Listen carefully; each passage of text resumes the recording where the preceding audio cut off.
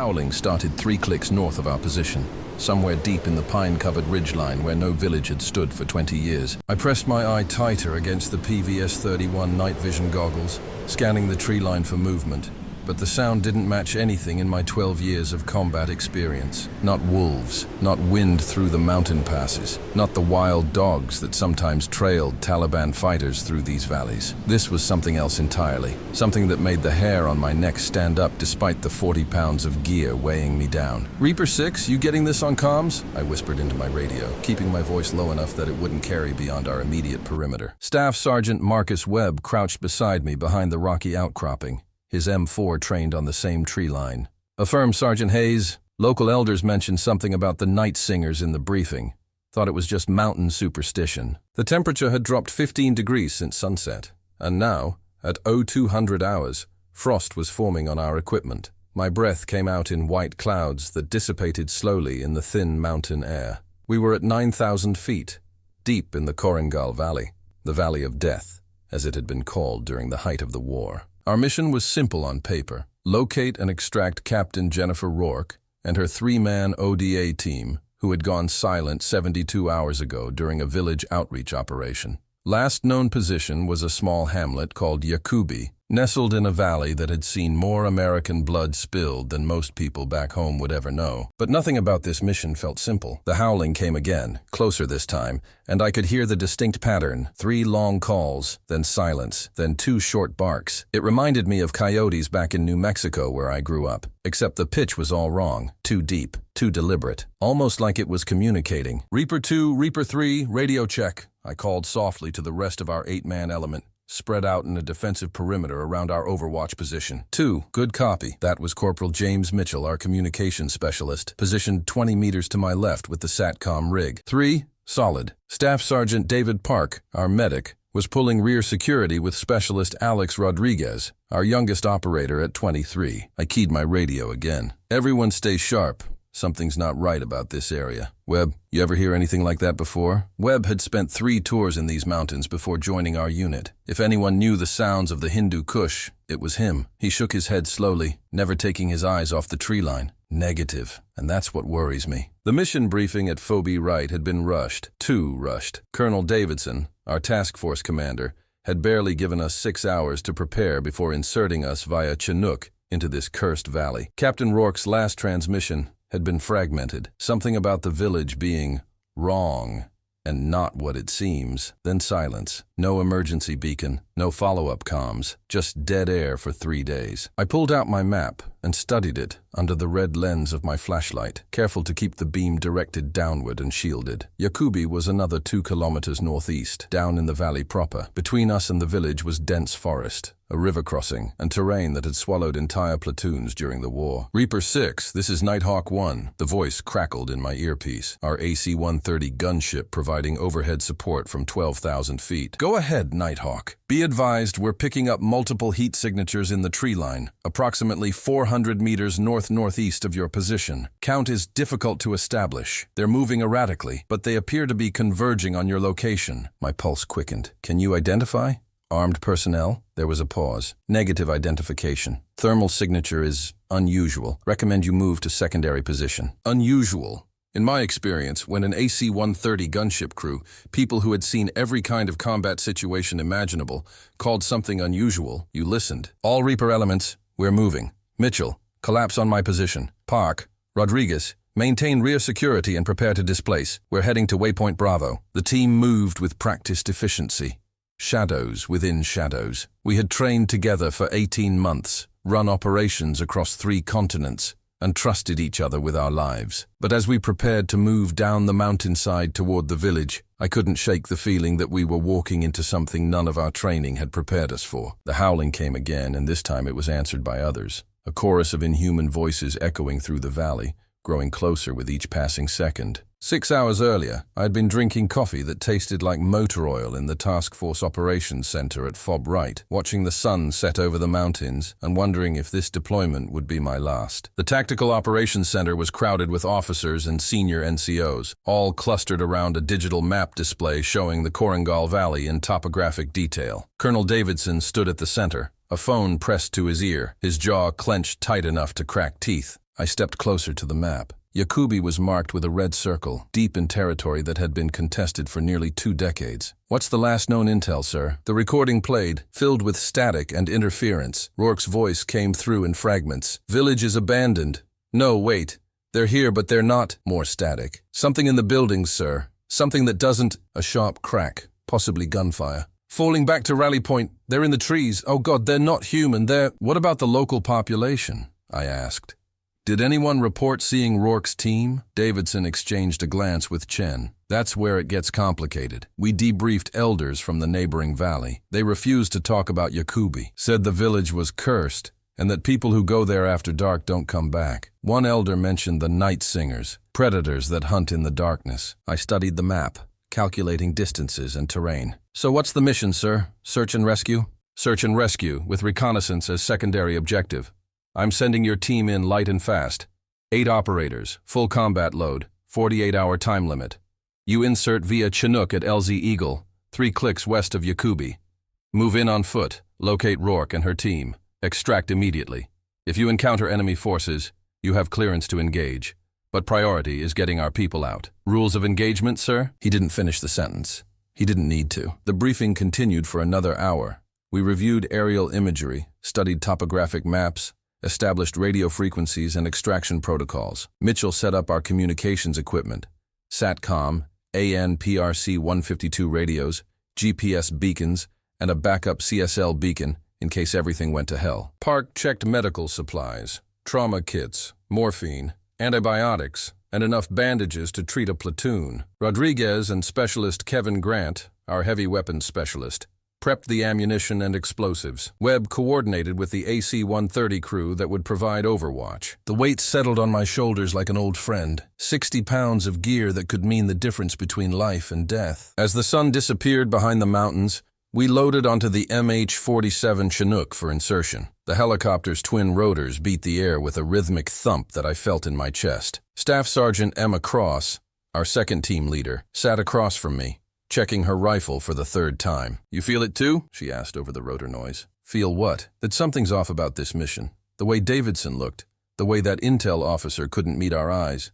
They know something they're not telling us. I had thought the same thing but hadn't wanted to voice it. Maybe, but our job isn't to question intelligence. Our job is to bring Rourke and her team home. Cross nodded, but didn't look convinced. The Chinook fled, hovering 50 feet above the rocky LZ. The ropes dropped, and one by one we descended into the darkness. My boots hit solid ground, and I immediately took a knee, scanning my sector through night vision. The helicopter banked away, its rotor wash kicking up dust and debris. Then silence. Not natural silence, oppressive silence. The kind where even the insects stop chirping, where the wind seems to hold its breath, where you know deep in your gut that you're being watched. Reaper 6, all elements on the ground. Chinook is RTB. Mitchell reported to our TOC. Copy, Reaper 6. Proceed to objective. Nighthawk 1 will be on station in 15 mics. Good hunting. I took point, moving northwest toward our overwatch position. The terrain was rocky and uneven, covered with scattered pine trees and patches of snow that hadn't melted despite the spring season. Every shadow seemed to move. Every sound seemed amplified in the thin mountain air. That's when I first heard it. The howling. Distant, eerie, wrong. And that's how we ended up here, crouched behind rocks at 0200 hours, listening to something inhuman closing in on our position. Reaper elements, move now. Heading 045 degrees, maintain dispersion.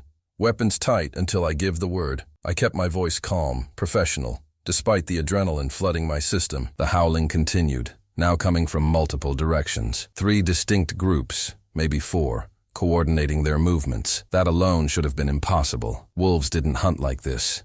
Neither did wild dogs. This was tactical encirclement, the kind of maneuver you saw from trained fighters, not animals. Nighthawk 1, Reaper 6. What's your visual on those heat signatures? Reaper 6. We count 12. No, 15 distinct contacts. They're moving in a coordinated pattern, approximately 3 groups of 5. Speed is consistent with human movement, but the thermal profile is off. Warmer than ambient, but cooler than normal body temperature. I processed this information while navigating around a fallen log. Cooler than normal body temperature meant either they were wearing thermal camouflage, Unlikely in this terrain, or they weren't human, but that possibility lived in the realm of speculation I wasn't ready to enter. Can you engage if necessary? Negative, Reaper 6. They're too close to your position. Danger close parameters. We'd be putting rounds within 50 meters of your element. Shit. That meant we were on our own if this went kinetic. Copy, Nighthawk. Keep tracking them and update me on any changes. We reached the river 20 minutes later.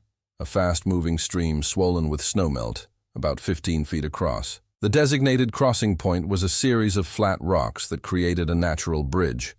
But the water rushed past with enough force to sweep a man away if he slipped. Cross, take 3 operators and secure the far bank. Webb, you're with me on this side. Mitchell, Rodriguez, Grant, you cross with Cross. Park stays here with me until everyone's over. The team executed the movement with practiced efficiency. Cross went first, her weapon up and ready, stepping carefully across the slick rocks. Mitchell followed, the SATCOM rig making him slightly unbalanced, but he made it across without incident. Rodriguez and Grant crossed next. That's when the howling stopped. Complete silence descended on the valley. Even the river seemed to quiet, as if nature itself was holding its breath. Reaper 6, be advised. Nighthawk 1's voice crackled with urgency. All 15 contacts have stopped moving. They're stationary in a perimeter formation around your position, approximately 200 meters out. They're just waiting. My blood ran cold. I had been in enough ambushes to know what this meant. We had walked into a kill zone, and whatever was out there had just sprung the trap. All elements, weapons free. Cross, get your people to cover on that side. Webb, Park, with me. We're crossing now. Contact! Movement in the tree line. 50 meters north. I looked up and saw it, a shape emerging from the shadows between the trees. At first I thought it was a person, tall and bipedal, but as it stepped into the moonlight, my brain struggled to process what I was seeing. Open fire! Cross's voice shattered the silence. The night erupted with muzzle flashes. I saw Cross and Mitchell engage the creature, their rounds finding center mass. But instead of going down, it twisted sideways with inhuman agility and disappeared into the shadows. What the fuck was that? Rodriguez's voice cracked with fear. I jumped the remaining distance to the far bank, nearly losing my footing. Webb and Park splashed through the water behind me. Defensive positions, back to back, night vision up, look for movement. I jumped the remaining distance to the far bank, nearly losing my footing. Webb and Park splashed through the water behind me. Defensive positions, back to back, night vision up, look for movement. The team formed a tight perimeter, each operator covering a sector. Through my night vision, I scanned the tree line, looking for any sign of the creature. My finger rested on the trigger, ready to engage. Nighthawk 1, did you see that contact? Affirm. Reaper 6. Thermal shows it moving east, circling your position. Wait, we're seeing movement from all contacts now. They're closing in, moving fast. Then they came out of the darkness. Not one, but 5 of them, emerging from different positions in the tree line. Same massive size, same wolf-like features, same amber eyes that seemed to glow with intelligence. They moved with pack coordination, keeping distance between themselves and us, testing our perimeter. One of the creatures let out a sound, not a howl this time, but something between a growl and human speech. It was trying to communicate, forming sounds that almost resembled words. The others responded in kind, their voices creating a chorus of guttural syllables that made my skin crawl. They're talking to each other, Park said, his medical training making him observant of details others might miss. That's not animal behavior, that's language. The largest creature, the alpha, I assumed, took a step forward. In the green wash of night vision, I could see its muscular structure, the way it moved with both human and animal characteristics. It raised itself to its full height, towering above us, and opened its mouth to reveal rows of sharp teeth. Then it spoke. Not in any language I recognized, but the intent was clear. A challenge, a warning, a promise of violence. Reaper 6, this is Nighthawk 1. We're tracking 10 more contacts moving in from the north. You need to extract now. We can provide covering fire, but you need to move. I made the decision in a fraction of a second. All elements, fighting withdrawal. Maintain fire discipline bound by pairs. We're heading northeast toward Yakubi. It's our only chance. Mitchell, call in that covering fire from Nighthawk. On it, Nighthawk 1. Reaper 6 requests immediate fire support. Danger close, north of our position, marking with infrared strobe. Mitchell pulled out an IR strobe and activated it, placing it on the ground. From our perspective, it was invisible.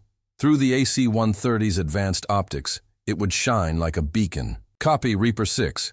Rounds out in 30 seconds. Clear the impact area. Move! Move! Move! I shouted, and the team began bounding backward, 2 operators covering while the others moved.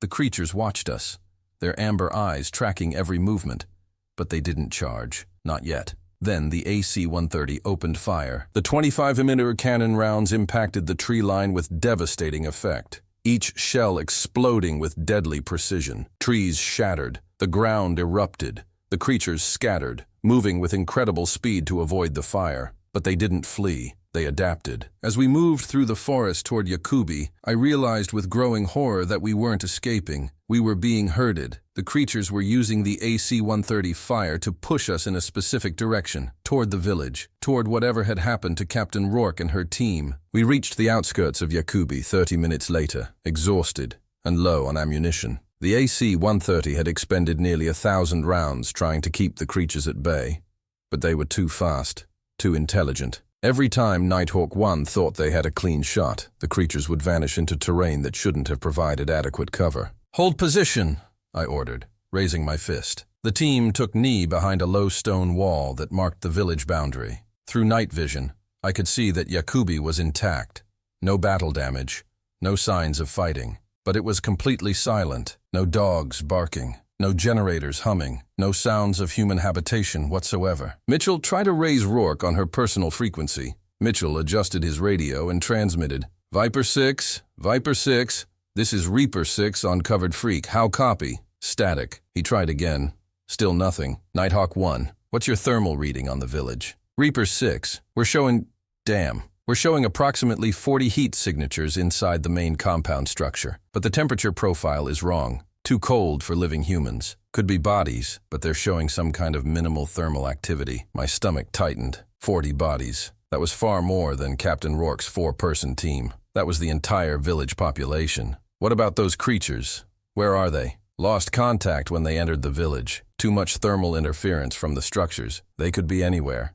She wasn't wrong. Every tactical instinct I had was screaming at me to retreat, but Captain Rourke and her team were in there, and if there was even a chance they were still alive. "We didn't come this far to turn back," I said, "but we're doing this smart. Grant, Cross, Webb, you 3 hold this position. Establish a strong point and prepare for extraction. If we're not back in 30 minutes, you RTB and report everything you've seen. Mitchell, Park, Rodriguez, you're with me. We go in light. Grab Rourke if she's there and get out. Clear?" The team nodded, though I could see the fear in their eyes. We all knew this might be a one-way trip.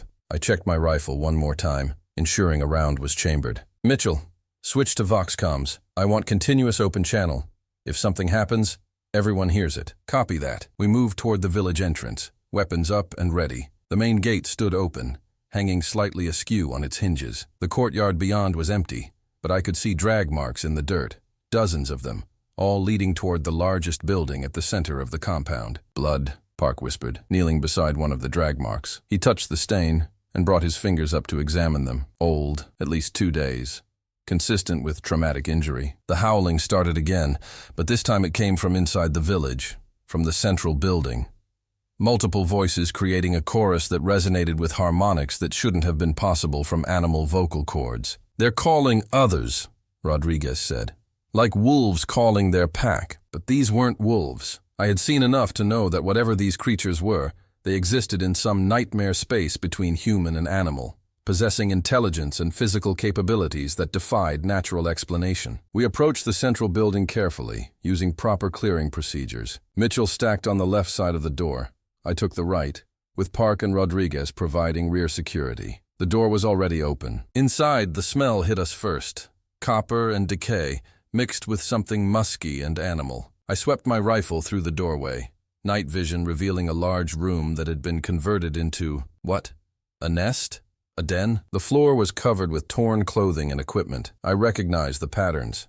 American military uniforms, tactical gear, weapons that had been bent and broken like toys. "Rourke's gear," Mitchell said quietly, pointing to a plate carrier bearing the name Tape Rourke, but no bodies. The thermal signatures Nighthawk 1 had detected must be coming from deeper in the building. We moved through a doorway into a corridor. The walls were scratched and gouged, marked with what looked like claw marks. Every few meters, we found more evidence of the missing soldiers. A boot, a weapon, a helmet with a bloody handprint. The corridor opened into a larger chamber, and that's where we found them. 40 villagers, arranged in neat rows on the floor. They were alive. I could see their chests rising and falling with shallow breaths, but they were unconscious, their eyes moving rapidly beneath closed lids as if trapped in nightmares. And standing among them, barely recognizable, was Captain Jennifer Rourke. She looked like she hadn't slept in days. Her uniform was torn and blood-stained. Her eyes were wild, darting around the room with feral intensity. In her right hand, she held a knife. Not a standard issue blade, but something carved from bone, covered with symbols I didn't recognize. "Rourke," I said softly, keeping my weapon lowered but ready. "It's Sergeant Hayes. We're here to extract you. Where's the rest of your team?" She focused on me, and for a moment I saw recognition in her eyes. Then something else. Fear. Horror. Maybe madness. "You shouldn't have come," she whispered. "You should have left us here. Left them here." "Captain, what happened? Where are your men?" She laughed, a broken, hollow sound. "My men? They're here. They're everywhere. They became part of it. Part of the pack." "Part of what pack?" Rourke pointed at the unconscious villagers. "These people made a deal generations ago. Protection from their enemies in exchange for tribute. They feed them. Not food, something else. Memories, dreams. Souls, maybe. I don't know the right word for it. My team and we interrupted the feeding. We threatened the arrangement. So the pack decided to show us what they really are." "Rourke, you're not making sense. We need to get you out of here. Medical evaluation, debrief." "You're not listening." She stepped closer, her eyes blazing. "They're not animals. They're not even fully physical. They exist in some space between states, between forms. The villagers worship them as spirits, as demons, as ancient protectors. But they're real. They're here. And they don't want us to leave." A howl echoed through the building, much closer now. "Captain, we don't have time for this. We're taking you and these villagers back to base. We'll sort everything else out later." Rourke shook her head. "You can't take them. If you try to remove them during the feeding, they'll die. Their minds will shatter. Trust me. We tried with the first few. Their screams." She trailed off, lost in memory. Park moved forward, his medic instincts overriding caution. "Let me examine you, ma'am. You might have a head injury, possible concussion." "I'm not concussed," Rourke snapped. Then quieter. "I wish I was. I wish this was all a hallucination. But it's real. Every impossible thing you've seen tonight is real." Rodriguez suddenly grabbed my shoulder. "Sarge, we've got movement, multiple contacts surrounding the building." Through the doorway, I could see shapes gathering in the darkness. Dozens of them, maybe more. The amber eyes reflected in the moonlight, creating a constellation of predatory intelligence, Reaper elements. "This is Reaper 6. We have the package, but we're surrounded. Nighthawk 1, I need immediate fire support on the village perimeter." "Negative, Reaper 6. We can't engage without confirmed hostile action. Current ROE requires visual confirmation of weapons or direct threat to friendly forces. Those contacts aren't carrying weapons and haven't made any aggressive moves toward your position. Bureaucracy was going to get us killed." The creatures began to enter the building, moving with deliberate slowness. The Alpha, the one I had seen earlier, led the pack. It walked upright now, its posture more human than before, as if it was choosing its form based on the situation. When it spoke, its voice was a blend of growl and human speech, accented and awkward, but unmistakably words. "You take her." It pointed at Rourke. "You go, not return." I kept my rifle trained on the Alpha but didn't fire. The creature had just offered us an exit. Question was, could we trust it? "Mitchell, you getting this?" I asked quietly, making sure Command was recording the audio. "Affirmative. Every word." The Alpha creature took another step forward, and I could see details that my brain still struggled to process. Its fur rippled like water, as if it wasn't quite solid. The bone structure beneath seemed to shift and reform moment to moment. This wasn't just a creature. It was something that existed between states of being, just like Rourke had said. "You speak English," I said, keeping my voice steady. "That means you understand what I'm saying. We don't want conflict. We just want to take our soldier and leave." The Alpha's head tilted, studying me with those unnatural amber eyes. "You're soldier, break, peace, watch, sacred, time, we, show, mercy, take, go, speak, others, stay, away."